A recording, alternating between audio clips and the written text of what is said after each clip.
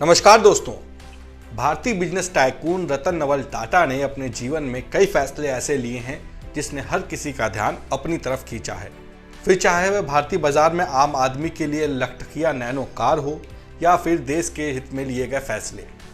Internet पे रतन टाटा के ना जाने कितने किस्से और कहानियां तैर रही हैं। इनमें से सबसे मशहूर वह किस्सा है जिसमें एक विलायती कार ब्रांड को खरीदकर टाटा ने अपनी बेइज्जती का बदला लिया था। इंटरनेट की दुनिया में बताया जाता है कि एक बार रतन टाटा फोर्ड मोटर्स के मालिक से मिलने अमेरिका गए थे, जहां उन्हें बड़ी बेइज्जती का सामना करना पड़ा था। चलिए तो किस्सा शुरू करते हैं।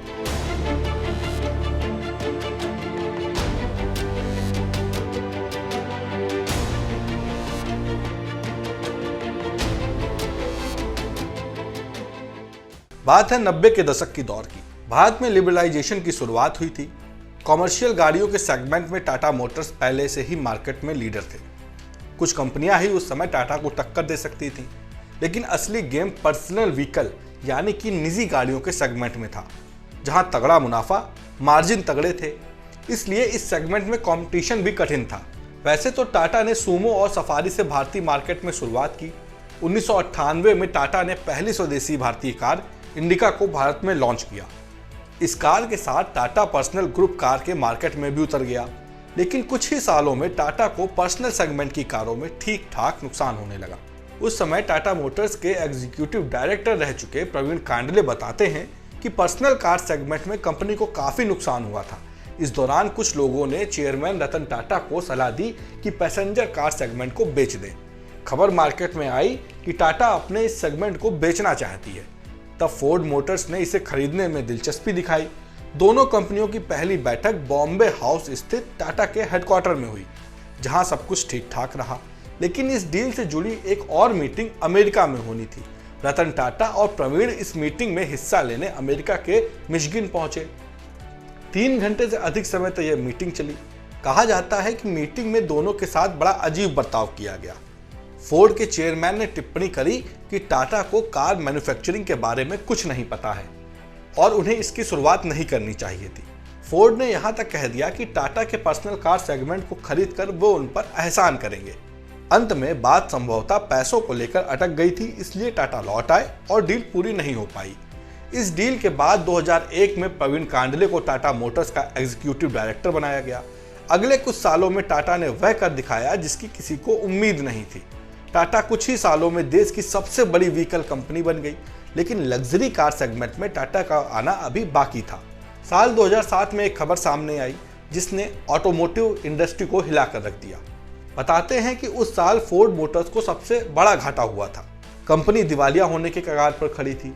यह घाटा था 98,000 करोड़ रुपए का।